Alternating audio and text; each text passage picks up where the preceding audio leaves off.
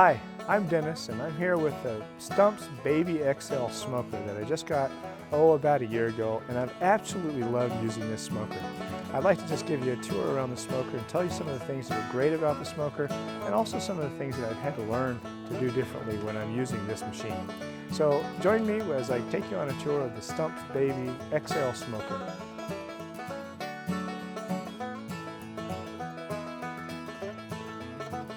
Okay, the first thing I want to show you is the gravity feed system, and that's what the Stump smokers are known for.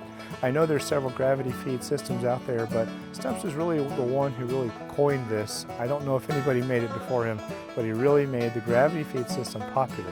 Now what you have here is that the charcoal, or whatever wood that you're using, and generally I use lump charcoal, goes into this shaft right here. And if you can kind of just look down that shaft, this shaft goes all the way down. It's dark, you won't be able to see a whole lot. But that shaft then goes down and you'll pour your wood lump charcoal here. It's a small shaft, it holds about a half a bag, so it's not a lot. And then that will go all the way down here into what's called the firebox. Now let me just open this up and show you that. As you open up the firebox, you certainly have this tray, and that's where I'll put some wood here. We'll just set that down. But you have this grate right here.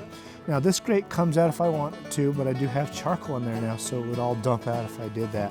What happens is a layer of the charcoal rests upon this grate, and that's what burns. And then as it burns, it'll fall through the grate onto the wood that we've placed right here. And it only burns a layer, and so a whole shaft of charcoal can probably burn anywhere from 10 to 15 hours depending on the temperature that you use. And so what a great system. It's hands off. I don't have to keep adding things, although I do have to continue adding the kind of wood that I want to smoke, and I generally have to do that probably every 20 to 40 minutes depending on how hot I'm burning and how much wood I've placed in there.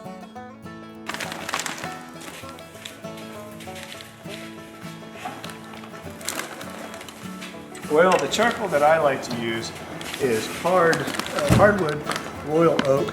This is an inexpensive charcoal that I can get from Office Depot. It costs about $12 a bag, sometimes a little more, sometimes a little less.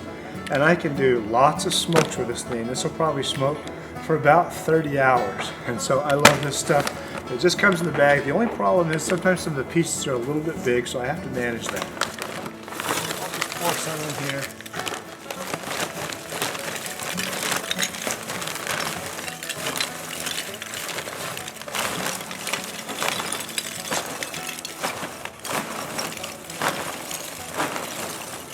Okay, and that's about full right there.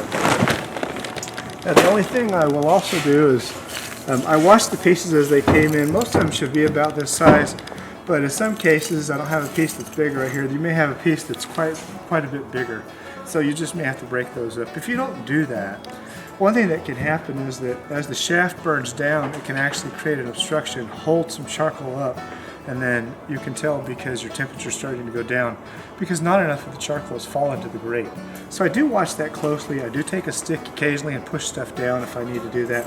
But we love it when the pieces are about this big, then there's generally no problem at all. So when I put the charcoal in there, I didn't see any really big pieces, and so that's good. Now I could just shut this, which I commonly do, and this is how the Stump smoker comes. But what I like to do, and I got this advice from watching a lot of other videos, is I like to take a piece of aluminum foil. In this case, I took the lid of an aluminum container and I cut it so that I can just put it here. It protects this cording here just a little bit longer. And then of course you can close it. Now I don't need to close this yet because I really want to light the fire, and to do that I want to make sure there's plenty of air passing through. So I'll leave this shaft open while I light the fire down in the firebox.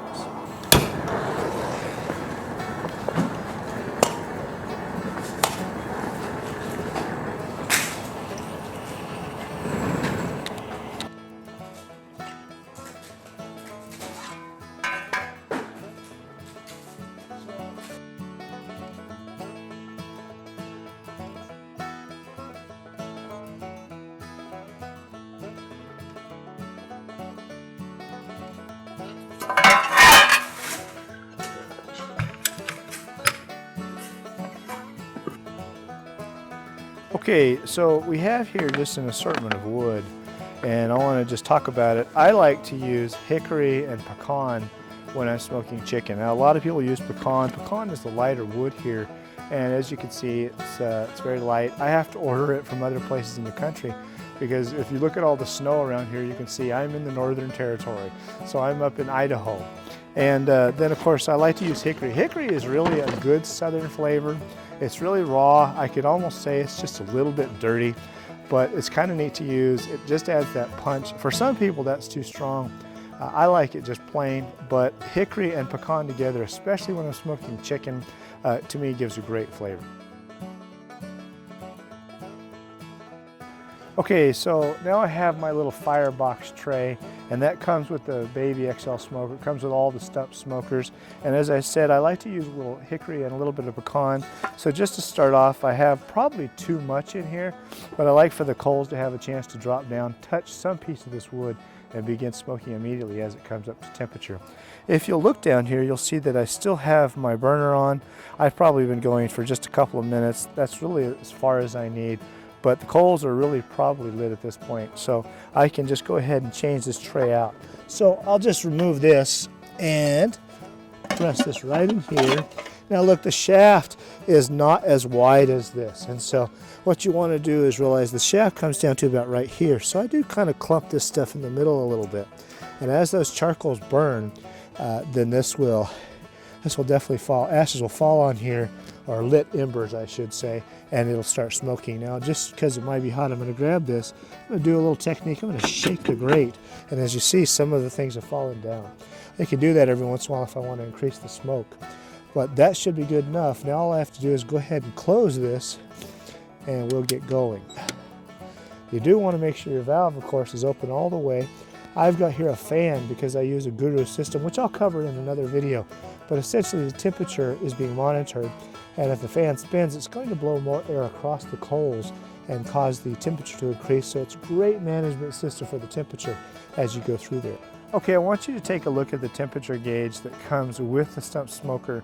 This is in the door of it, and there's a long probe, and I won't remove it right now, but perhaps later I'll remove it and talk about it, because it has a screw on the back that you can calibrate it. The thing to know about these temperatures are that these kinds of gauges are historically inaccurate. Now what really happens is that they're accurate for certain temperatures, but they're not accurate over a wide range. So this one, I'm just learning its accuracy. I've actually used a different digital thermometer to figure out what the temperature is, and then I had to bend the screw back here, or turn that screw just to get it back. It was about 50 degrees off, so that's not uncommon. So I've geared it to temp at about 225. Now if I want to do something at about 375, which is a temperature that chicken is done sometimes that high, I don't like to do it that high, but if you want to do that, then you have to realize this is probably going to become inaccurate at that point, and you'll have to recalibrate it.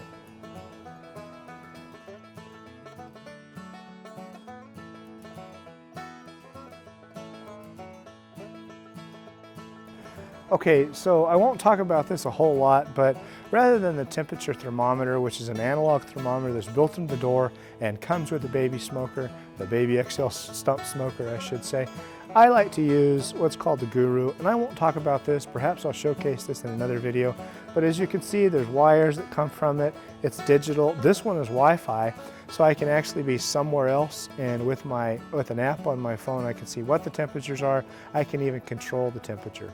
But all this machine is really doing is sensing the temperature through these wires and probes that are inside the pit and inside the meat if I want them to be.